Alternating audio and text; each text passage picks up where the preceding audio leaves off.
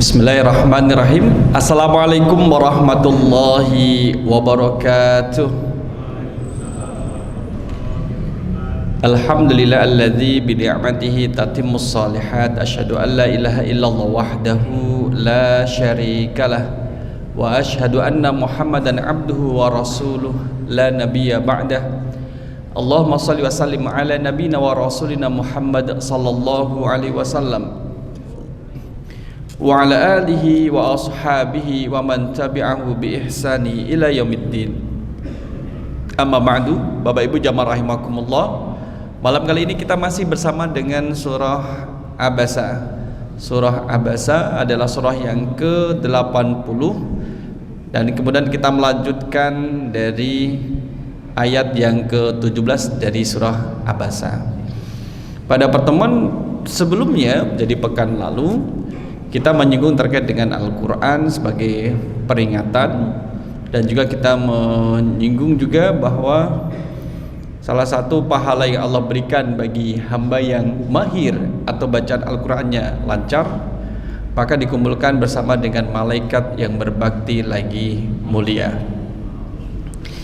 Dan pertemuan yang lalu kita tutup dengan membaca satu hadis dari Aisyah radhiyallahu anha. Qalat, qala Rasulullah sallallahu alaihi wasallam, alladzi yaqra'ul Qur'ana wa huwa mahirun bihi ma'as safaratil kiramil bararah. Orang yang baik laki-laki maupun perempuan, baik anak muda atau tua, yaqra'ul Qur'ana, yang membaca Al-Qur'an, wa huwa mahirun bihi, dengan kondisi, dengan keadaan mahir, lancar, baik secara tajwid maupun bacaannya, ma'as safaratil, maka akan dikumpulkan dengan malaikat al-kiramil bararah, mulia lagi baik. Walladzi yaqra'uhu wa huwa 'alaihi syaqun lahu ajrani.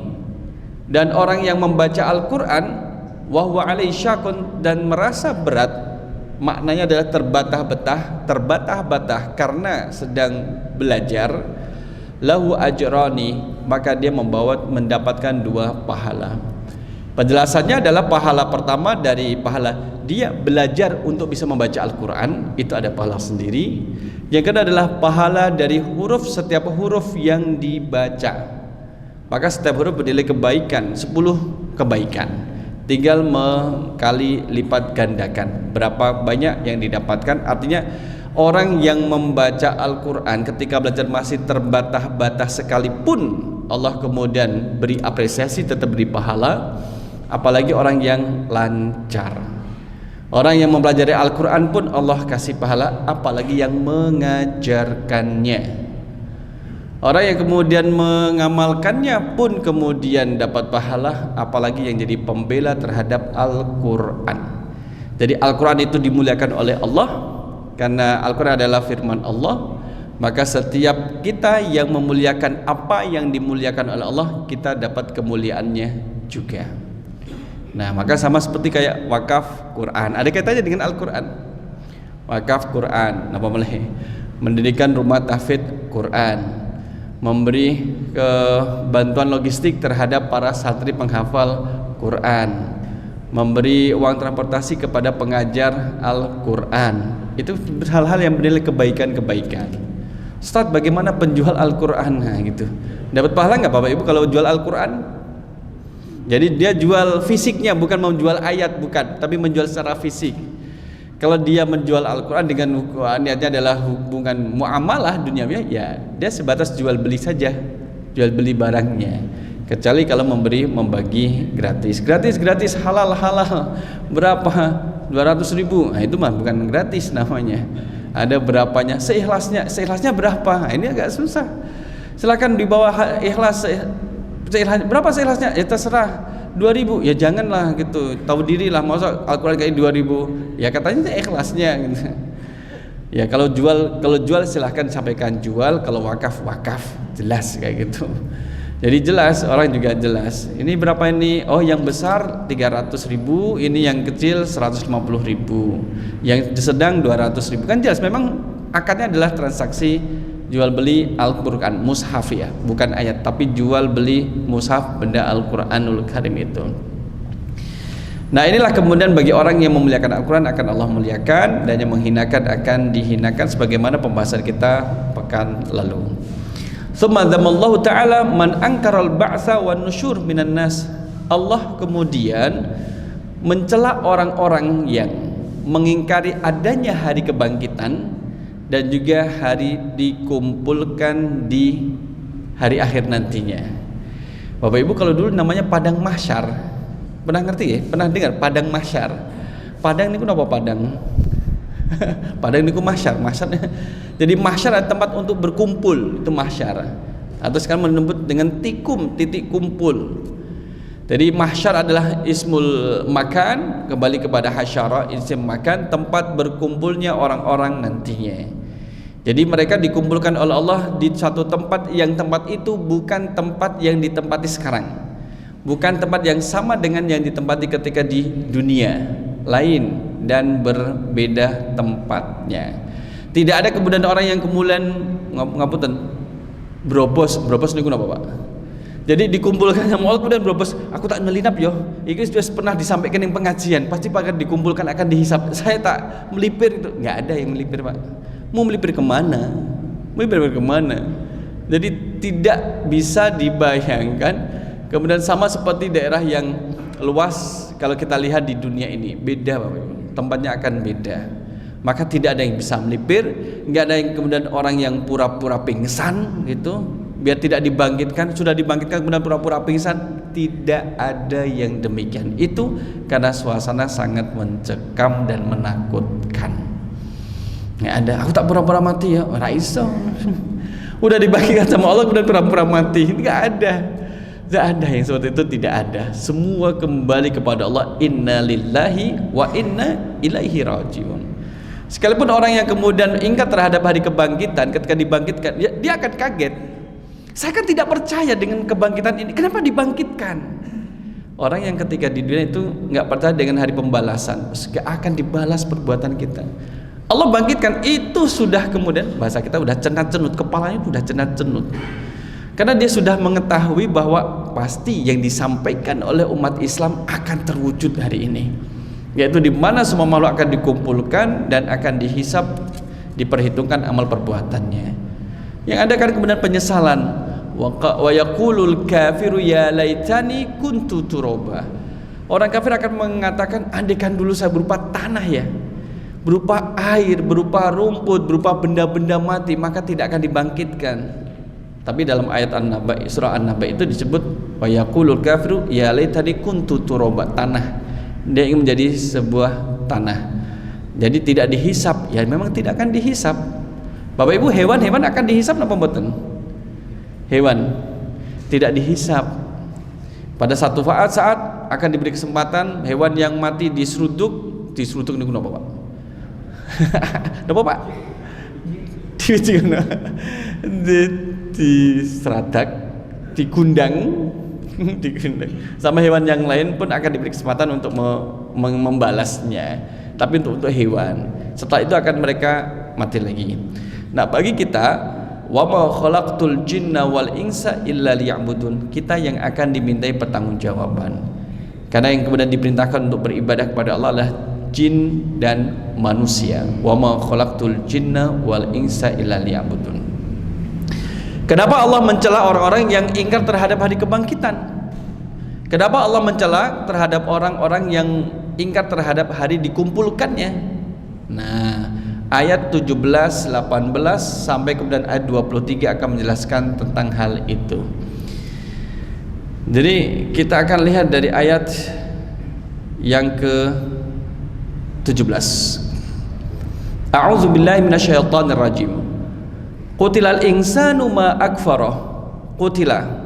Jadi qutilal insanu ma akfarah, satu ungkapan yang kemudian menunjukkan betapa meruginya, menunjukkan betapa celakanya. Qutilal insan, kalau secara harfiah maknanya qutilal insan, manusia dibunuh, ma akfarah, oleh kekufurannya kan gitu. Jadi diartikan dengan qutilal insanu, celakalah manusia, ma akfarah, alangkah kufurnya dia.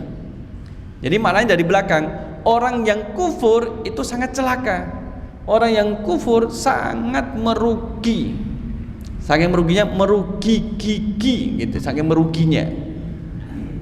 Nanti dikupar kuat itu. Kenapa? Akfar ini loh. Kenapa kufur? Kufur ini kan kemudian harapan ditolong Allah. Bagaimana Allah menolong yang dia sendiri tidak percaya sama Allah? Bukan kita membandingkan, mendingan iki daripada itu.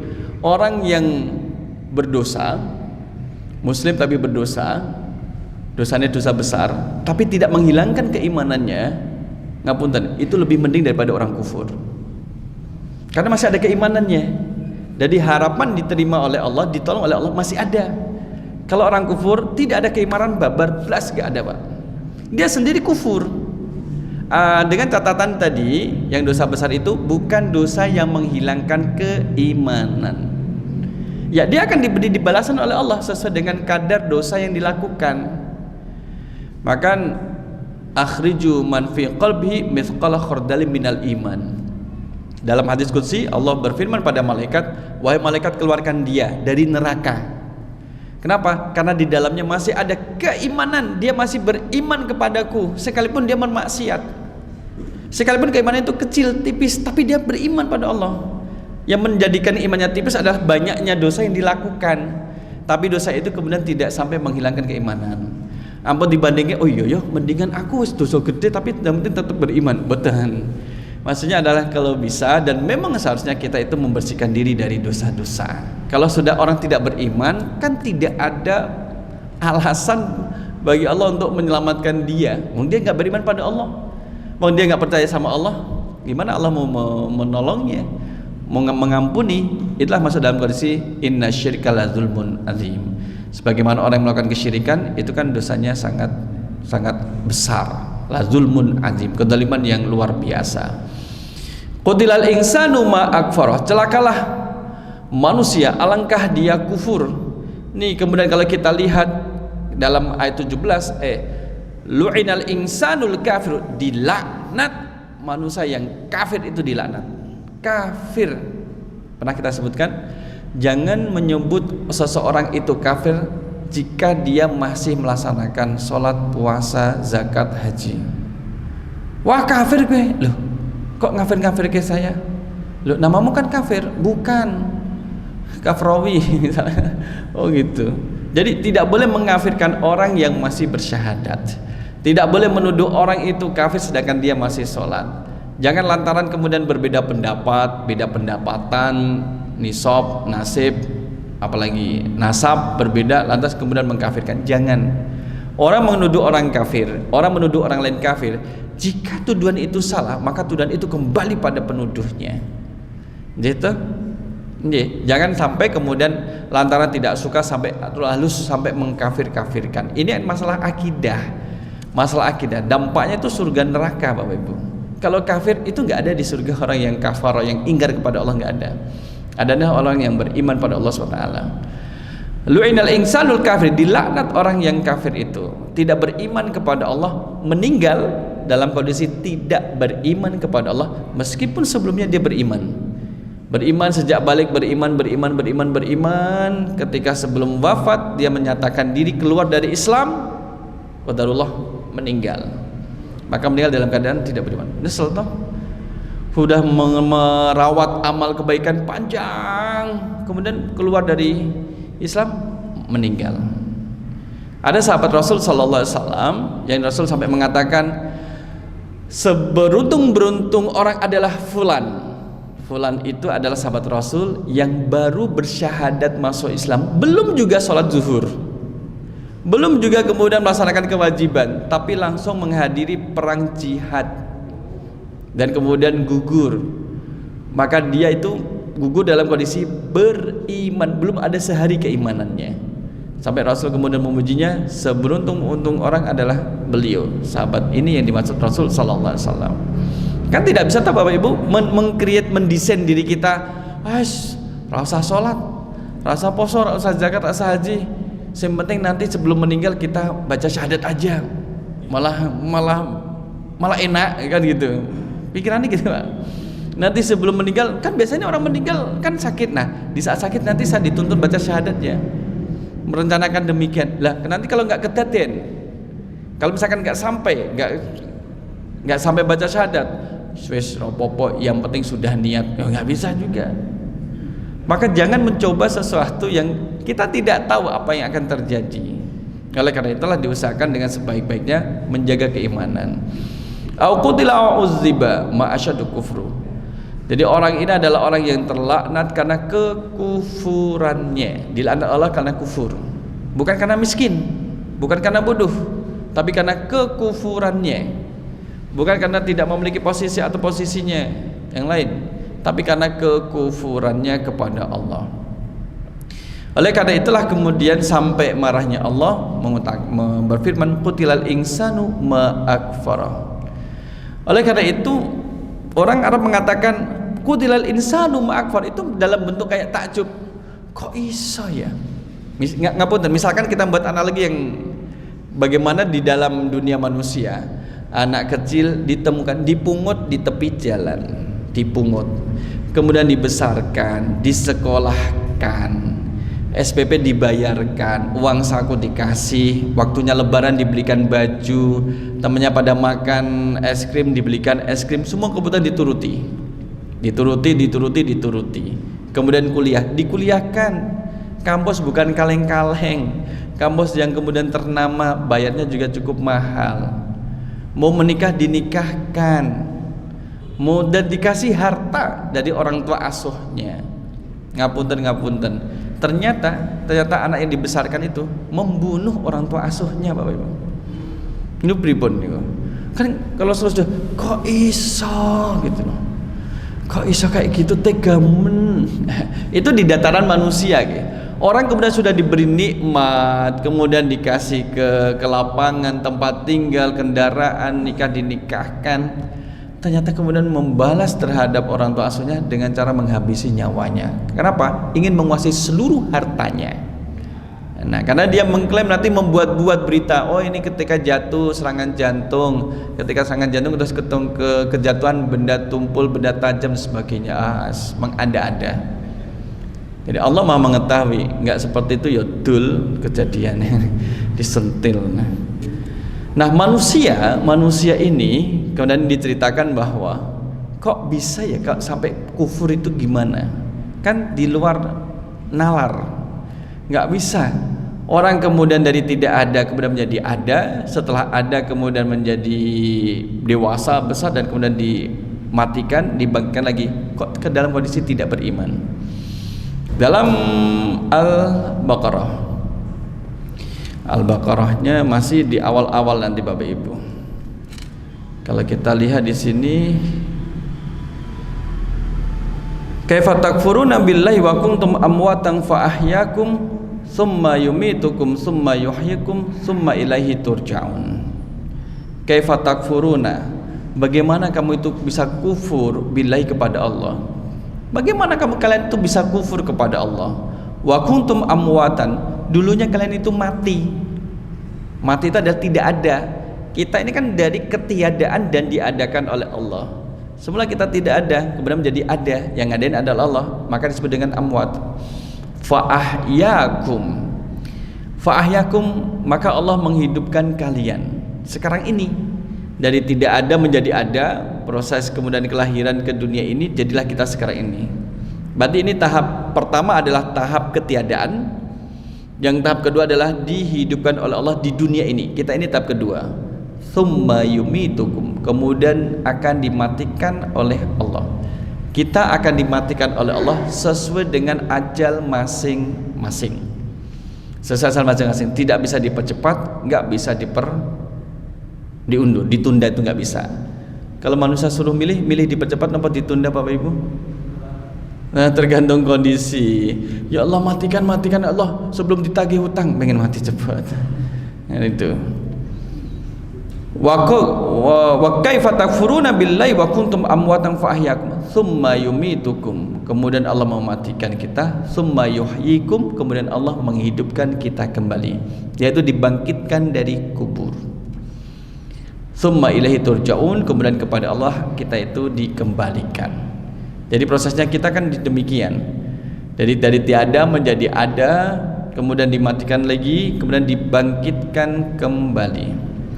Jamaah rahimakumullah, ini kemudian menyebutkan, mengingatkan kepada manusia, kok bisa ya kalian kok sampai kufur ya? Dengan fasilitas yang Allah berikan, kemudahan yang Allah berikan, nikmat yang banyak, kok bisa dibalas dengan kekufuran? Maka kalau kufur di sini adalah kufur akidah, tapi ada juga kufur nikmat. Orang diberi nikmat membalasnya kepada Allah dengan kemaksiatan. Maka kalau kita diajak untuk bersyukur pada Allah, ada kesyukuran yang harus disesuaikan dengan bentuk kenikmatan. Ada kesyukuran yang bentuk secara global, alhamdulillah secara global, alhamdulillah segala puji bagi Allah.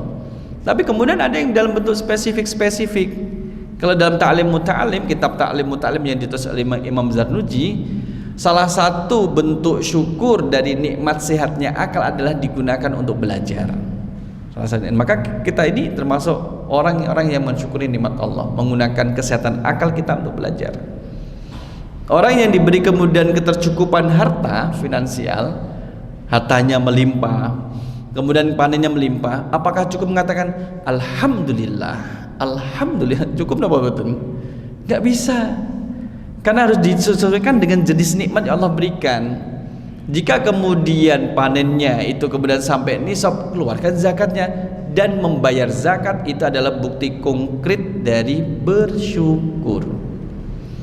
Kalau kemudian hartanya dihitung dalam 1 tahun sudah mencapai nisab, 1 tahun kepemilikan sempurna, keluarkan zakatnya, maka zakat yang dikeluarkan adalah bentuk ketaatan sebagai wujud kesyukuran atas nikmat-nikmat Allah. Jadi kalau misalkan tidak dikeluarkan, ya dikufur nikmat. Nauzubillah, orang diberi kesehatan badannya digunakan untuk maksiat, itu kufur nikmat. Tapi setelah maksiat kemudian tobat ke Ustaz, astagfirullahaladzim, ya, yuk monggo.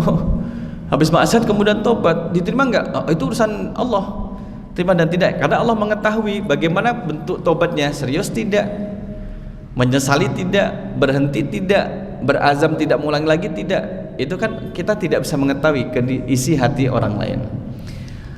Tsumma dzakara bi khalqihi minasyai'il hakir. Jadi ketika Allah menyebutkan kok bisa ya, takjubnya, takjub di sini adalah menunjukkan kenapa kalian harus sampai kufur kepada Allah. Allah menunjukkan kalian enggak tahu ya bagaimana Allah menciptakan kalian itu dari sesuatu yang hina dina. Wa annahu qadirun ala i'adatihi kama badahu. Allah itu mampu mengembalikan seperti semula sebagaimana awal penciptaan. Jadi manusia yang kemudian hancur dimakan bumi itu bisa Allah bangkitkan dalam kondisi sempurna tanpa ada satu ruas tulang sendi yang tertinggal di tanah, tanpa satu ruas sendi yang kecil yang tertinggal yang tidak sempurna, semua disempurnakan oleh Allah. Allah itu mampu seperti itu. Kenapa kemudian kalian itu melakukan keingkaran terhadap Allah Subhanahu wa taala? Mentang-mentang badannya masih kuat, masih muda. Mentang-mentang kemudian masih kuat minum banyak. Mentang-mentang kemudian masih merengkel badannya. Merengkel itu apa, Pak? Berotot. Itu merengkel, dia itu merengkel. Jadi nanti kalau sudah sepuh enggak maksiat, tapi karena masih muda, mentang-mentang masih tampan lantas maksiat. Mentang-mentang masih cantik kemudian maksiat. Inilah menjadikan aneh, kok aneh ya? Diberi kenikmatan kok jadi maksiat. Mentang-mentang kemudian diberi badan yang putih kemudian dipamerkan, mengumbar aurat, itu maksiat juga. Ya, mentang-mentang kemudian dikasih body bagus dipamerkan, kasiyatun ariyatun, berpakaian tapi telanjang waktu jogging. Waktu jogging itu. Nah, itu kufur nikmat yang demikian itu. Maka kemudian kalau ada yang mengumbar auratnya, tumbuh dengan bulu lah nanti ditutup. Kalau misalkan auratnya di lengannya dibuka, itu terus tumbuh bulunya, itu kira-kira ditutup gak? Akan ditutup. Kalau ditutup malah nggak tumbuh, tapi kalau dibuka itu tumbuh. Maka kalau dikasih nikmat oleh Allah, jangan dibalas dengan kemaksiatan. Bagaimana Allah menyebutkan bahwa kita diciptakan dari sesuatu yang hina? Min ayyi syai'in khalaqahu min nutfatin khalaqahu faqaddara. Ayat yang ke-18, jamaah rahimakumullah, ayat ke-18 di sini. Min ayyi syai'in khalaqahu, dari apakah dia, Allah itu menciptakannya, menciptakan manusia. Jadi di sini kemudian disebutkan ada 3 masa, 3 waktu yang Allah berikan pada kita. Di sini adalah ada 3 waktu: waktu permulaan, waktu pertengahan dan waktu akhir. Jadi kita itu diciptakan, proses penciptaan kita itu adalah waktu permulaan. Jadi kita diciptakan min aisyin khalaqahu min nutfatin khalaqahu faqaddarahu. Dia Allah menciptakan manusia min nutfatin, dari setetes mani. Faqaddarahu, lalu menentukan takdirnya. Yang penting kemarin sudah kita singgung 4 hal. Jadi Allah itu menciptakan, itu fase permulaan.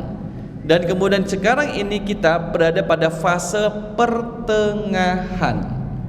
Dan saat nanti diwafatkan itu adalah fase akhir dari kehidupan di dunia ini. Tambah lagi akan dikembalikan, dibangkitkan oleh Allah dan kembali pada Allah Subhanahu wa taala. Ini dari setetes mani, cuman setetes, tidak banyak. Kalau sudah masuk dalam sel telur, sel ovum itu, maka akan tertutup bagi mani yang lainnya, sperma yang lainnya. Jadi kita tuh diingatkan, dari ini loh kamu diciptakan. Oh kayak gini ya? Iya, kamu tuh dari kayak gini. Warnanya ini loh, baunya kayak gini loh. Oh kayak gini ya baunya. Iya, itu kamu tuh dari kayak gitu. Kok bisa ya? Iya, Allah Maha Kuasa untuk menciptakan yang demikian itu. Makanya jangan kemaki. Kemaki apa Pak? Keta-kete, bergaya. Jangan. Kalau sampai sombong, gimana kok bisa sampai sombong, sampai meremehkan orang lain? Ini loh saya lebih gagah, ini loh saya lebih tinggi, saya lebih tampan, saya lebih cantik, ini loh saya lebih berwibawa dan sebagainya. Nggak usah, tidak usah yang demikian itu. Apa yang benar disombongkan? Al-kibru batarul haq wa qamtum nas. Sombong itu adalah batarul haq, menolak kebenaran. Wa qamtun nas, dan meremehkan orang lain. Qamtun nas itu kayak melihat orang dengan sinis, itu maknanya adalah menyepelekan, merendahkan orang lain. Maka di saat kita di jalan, lagi santai, lagi melihat tontonan media sosial, jangan kemudian mengumbar kesombongan. Jika ada benih-benih kesombongan, diajak, iya toh kamu lebih baik dari yang kamu lihat, dari orang yang kamu lihat itu kita itu dibisiki oleh setan untuk sombong, meremehkan orang lain. Maka harus kita hantam, tidak, saya belum tentu lebih baik darinya. Bisa jadi dia lebih baik atau saya lebih baik. Tapi jangan meremehkan orang lain. Sama-sama tidak tahu. Jadi meremehkan itu kan bisa melalui ucapan, bisa melalui perbuatan ataupun sikap. Allah tahu, oh ini meremehkan orang lain, oh ini tidak. Nah, di sini tafsirnya jamaah rahimakumullah, min aisya'in mahinin haqir, dari sesuatu yang hina dina. Fala yambaghi lahu at-takabbur anit ta'ah, tidak boleh sombong dan melalaikan ketaatan. Harus taat. Kita yang kemudian dari sesuatu yang kecil, kita harus kemudian taat. Berarti berapa minggu yang lalu Bapak Ibu mungkin pernah melihat NASA menangkap kendaraan atau benda yang bergerak cepat itu di luar angkasa. Apakah itu kemudian makhluk lain di luar angkasa sana? Pertanyaan sederhana gini Bapak Ibu, mungkin tidak ada makhluk lain di luar bumi. Mungkin apa betul Pak? Mungkin apa betul? Ada makhluk lain, makhluk bukan malaikat ya, selain malaikat dan jin itu loh, selain manusia yang ke sana, makhluk lain yang berada di luar bumi. Mungkin apa betul? Kalau kita tanya mungkin Allah Maha Kuasa. Tapi kemudian kan kita hanya menempati bumi yang kecil, kita menempati bumi yang kecil. Nah, maka tidak boleh sombong. Innahu ta'ala khalaqahu mimma immahin. Allah menciptakan manusia dari air yang dina. Maka di dalam surah khuliqa mimma'in dafiq, mimma'in dafiq. Nah, ma'in dafiq, air yang terpancar. Dafiqun. Surah apa menikah? At-Tariq. Kita lihat dalam surah At-Tariq. Khuliqa mimma'in dafiq. Kelihatan surat keberapa Bapak Ibu?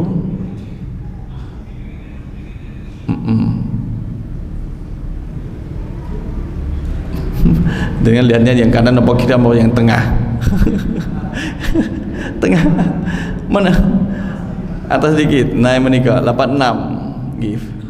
Ini. Falyanzuril insanu mimma khuliq. Hendaklah manusia memperhatikan dari apa dia diciptakan. Khuliqa mimma dafiq. diciptakan dari air mani yang memancar. Dafik atau diartikan dengan yang terpancar. Sedangkan yang memancar adalah madfukun. Jadi di sini ada kemudian disebut dafik, tapi yang dimaksud adalah madfuk. Bapak Ibu, saya dulu memahami ayat ini, baca tafsirnya nggak paham. Paham itu setelah menikah. Oh, baru paham itu ternyata nikah itu mencerdaskan.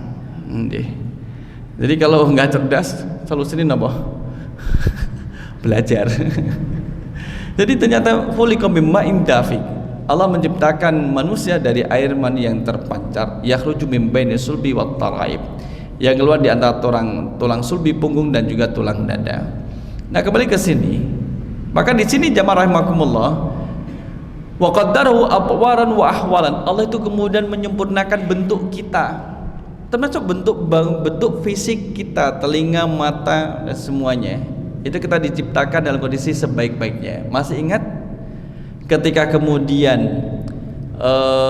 ada orang namanya Musa bin Isa, itu kemudian bukan nabi, ini bukan nabi, itu dia membandingkan istrinya dengan bulan purnama. Kayak napa baiknya bagusnya bulan purnama. Bulan purnama itu cantik napa mboten, Bu? Bagus gak bulan purnama? Tanggal 15 bulannya bunder keser. Bulan purnama itu kan sesuatu yang ibaratkan keindahannya sesuatu itu bulan purnama.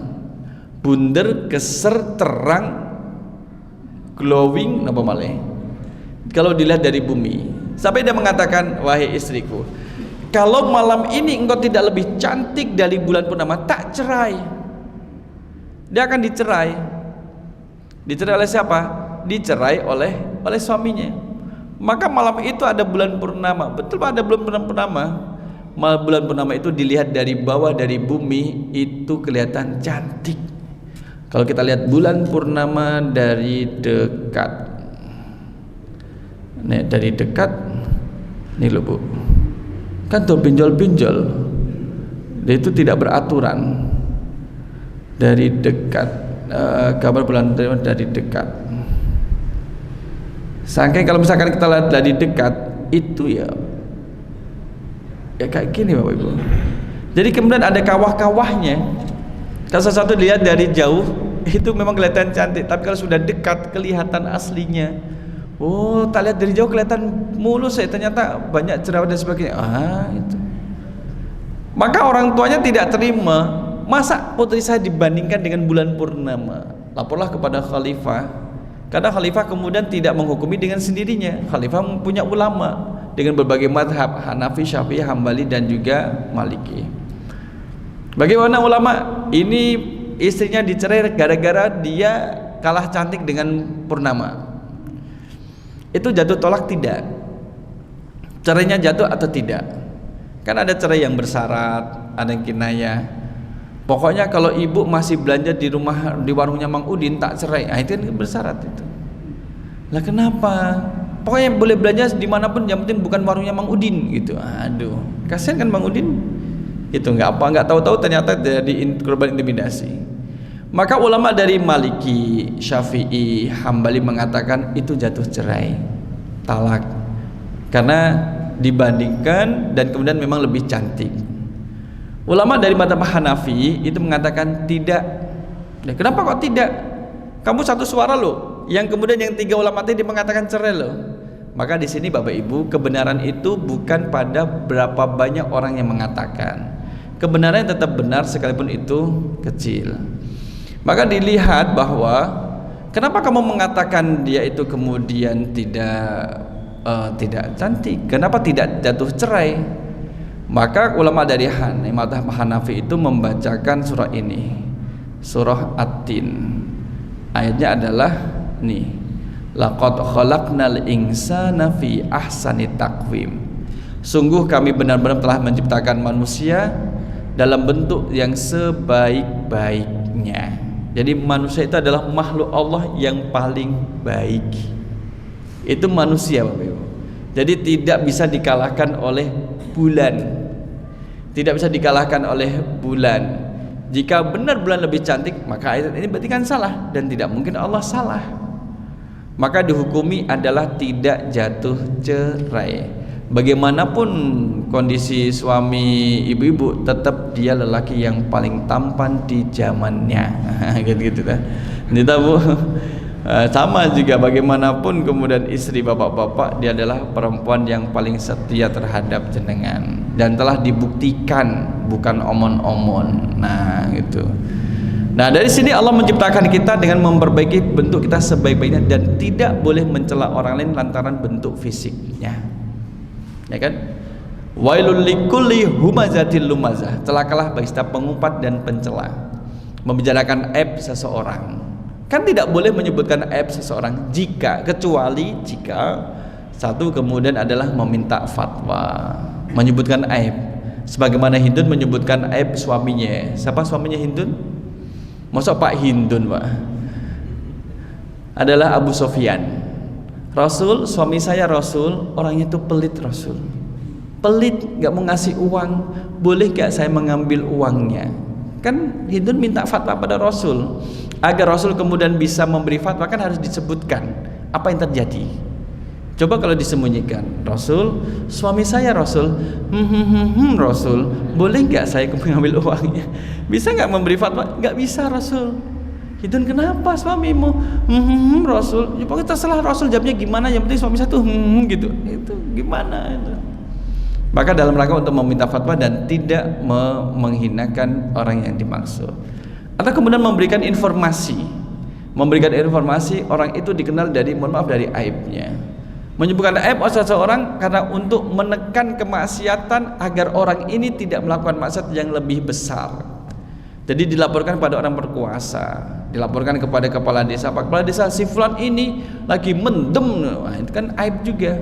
Mendem mosak masek di cangkruan. Ayo Pak, kita hentikan. Nah, menunjukkan aib orang lain tapi dalam rangka agar dihentikan kemaksiatannya. Gitu. Pak Lurah si ini lagi Rasul gitu Pak Lurah. Lah oke ngopo sih? Ya kira-kira Pak Lurah nggak mau urun tangan lah, tidak mau turun tangan untuk menyelesaikannya karena nggak jelas. Termasuk juga persaksian di dalam pengadilan. Itu juga boleh menyebutkan jika memang itu dilakukan atau kemudian untuk mengungkap kebenarannya. Maka seseorang tidak boleh menghina orang lain lantaran bentuk fisiknya yang berbeda. Toh yang bersangkutan fisiknya seperti itu pun juga tidak meminta. Dia tahu Bapak Ibu? Dia tidak meminta, Allah yang kasih. Allah yang kasih. Itulah Allah Maha Adil. Maka ada banyak kelebihan yang ada di dalamnya. Allah kemudian membuat kita menjadi tumbuh besar, sehat. Itu adalah proses penciptaan. Setelah kemudian lahir, summas sabila yassarah. Summas sabila yassarah, kemudian Allah memberikan kemudahan nih jalannya. Ada pendapat ulama jalan keluar dari rahim ibunya itu dipermudah oleh Allah. Baik yang kemudian normal maupun kemudian yang sesat dipermudah, itu Allah mempermudah. Ada juga kemudian Allah mempermudah jalannya adalah dengan ditunjukkan nih wahadainahun najdain, kami tunjukkan dua jalan. Ditunjukkan dua jalan, Allah mudahkan, ini jalan baik, ini jalan buruk. Fa'alhamaha fujuraha wa taqwaha. Allah ilhamkan kepada dirinya adalah perbuatan fujur, perbuatan tercela, perbuatan jahat buruk, wa taqwaha, dan juga perbuatan yang mengantarkan pada ketakwaan. Jadi kita kan sudah ditunjukkan Bapak Ibu. Kalau kita tanya pada hati kita istafti kolbak, lihat sesuatu, kemudian kita tanya, ini janjane apik apa ora ya? Kira-kira kita bisa jawab nggak? Bisa jawab kan? Apik kuwi. Alah, ora apik. Loh, apik. Ora apik ya ora. Jadi dalam diri kita itu ada kayak semacam dialog. Janjane saya ini harus ngambil barang itu enggak? Ambil aja. Jangan. Itu punya orang lain. Enggak, pura-pura diambil aja gitu. Coba disepak-sepak, nanti kalau sudah jauh diambil. Itu kan ada saja, ada 1001 alasan. Orang kalau mau berbuat baik, ada 1001 alasan melakukan kebaikan yang dia niatkan. Orang kalau mau berbuat buruk, ada 1001 alasan untuk melakukan keburukan yang dia niatkan. Itu kembali kepada kita. Wah, saya udah ditakdirkan maksiat. Siapa yang bilang ditakdirkan maksiat? Karena manusia yang memilih, maka dia yang bertanggung jawab terhadap pilihannya itu. Nah, inna hadainahu sabila imma syakira wa imma kafura. Termasuk Allah juga memberi dua jalan kepada kita. Jadi hamba yang bersyukur atau jadi hamba yang kufur. Jadi kan dikasih dua pilihan. Jadi Allah itu tidak diktator.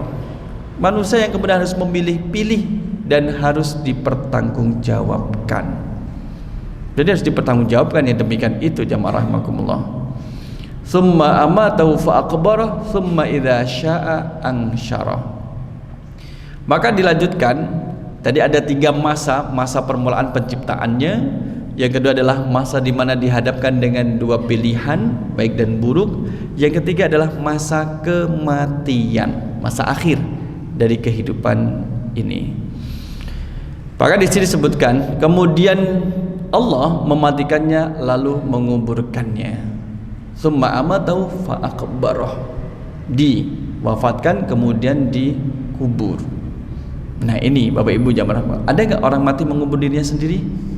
Wah, nggak bisa. Kita itu butuh bantuan orang lain, perlu bantuan orang lain. Summa idza syaa ansyara. Kemudian dia jika menghendaki, dia membangkitkannya kembali. Allah akan membangkitkan kita setelah kemudian kita diwafatkan. Bagaimana maksudnya? Innahu ba'da khalqihi lahu wa tamkinihi minal hayah qubida ruhuhu. Setelah dihidupkan, lahir ke dunia, Allah tarik ruhnya. Kita kan bisa menggerakkan tangan, kaki, badan kita karena ada ruhnya di sini. Ruh bisa merasakan sakit tidak?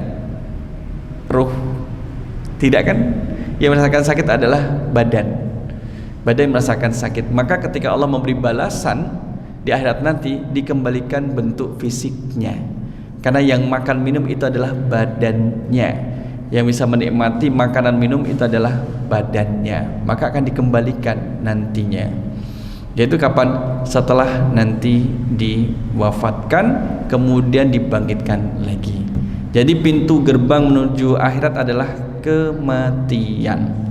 Wah, gak mau mati Ustaz, saya mau langsung aja. Oh, gimana mau langsung? Bahwa saya dikirim lewat email nanti biar di akhirat di download sama siapa gitu. Gak bisa. Pintu gerbangnya adalah kematian. Wajalau fi qabri yuwari fihi ikroman lahu. Bahkan kemudian dikubur juga. Kita dengarkan azan.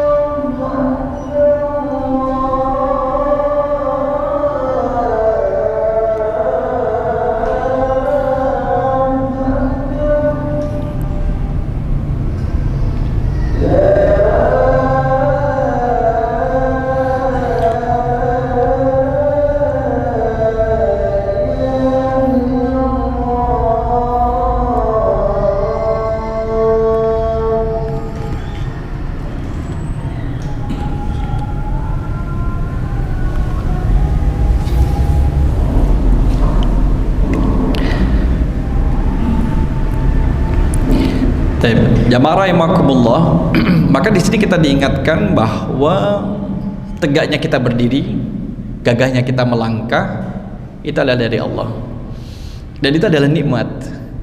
Maka Bapak Ibu tahu, ketika ada sepasang suami istri kakek nenek pulang dari masjid, sholat subuh pulangnya itu bergandengan. Itu tandanya apa Pak?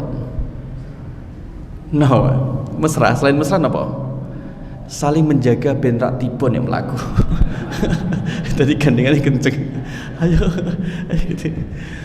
Jadi adalah itu juga nikmat yang demikian, itu adalah nikmat. Mungkin ketika masih muda nggak sempat, ketika anaknya masih kecil nggak sempat, Allah kasih kesempatan ketika sudah sepuh. Nikmat ya kayak iya nek gitu. Gitu aduh cepet-cepet gitu. Nah itulah kemudian nikmat jamaah rahimakumullah. Oleh karena itulah kemudian Allah akan mengumpulkan, membangkitkan dulu baru kemudian dikumpulkan setelah kematian itu. Maka al-ba'su wan nusyur. Maka kematian itu kemudian menjadi penutup kekurangan seseorang. Jadi seseorang punya sakit ditutup oleh Allah dengan kematian. Maka ketika ada yang meninggal, ya kita jangan mengatakan kasihan ya dia kan belum ini. Usah. Innalillahi wa inna ilaihi rajiun. Mungkin ini yang terbaik yang Allah berikan baginya dan sebagainya. Ya Allah lebih tahu daripada kita nggak tahu apa-apa. Maka jangan sampai mengatakan kasihan dia kan belum nikah, dia kan ini, dia kan ini.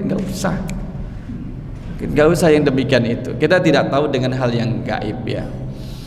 Maka jamaah rahimakumullah, kalallamma yaqdi ma amarah, bagian akhirnya adalah sekali-kali jangan begitu. Kalla, sekali-kali jangan begitu. Lamma yaqdi ma amarah. Dia manusia belum melaksanakan apa yang Allah perintahkan kepadanya. Ini loh. Jangan sampai kemudian kita tidak melakukan apa yang Allah perintahkan pada diri kita. Maknanya apa? Nah, jadi kita harus tahu janjiannya sebenarnya apa sih yang Allah perintahkan pada diri kita. Itu harus kita ketahui agar kemudian yang diperintahkan itu menjadi prioritas. Dari yang wajib dulu, kemudian sunnah, kemudian yang lainnya. Jangan sampai kebalik. Jangan sampai kebalik. Mengejar yang sunnah, wajibnya ketinggalan. Maka insya Allah kalau wajib dilaksanakan dengan baik, sunnahnya kemudian akan ikut insya Allah.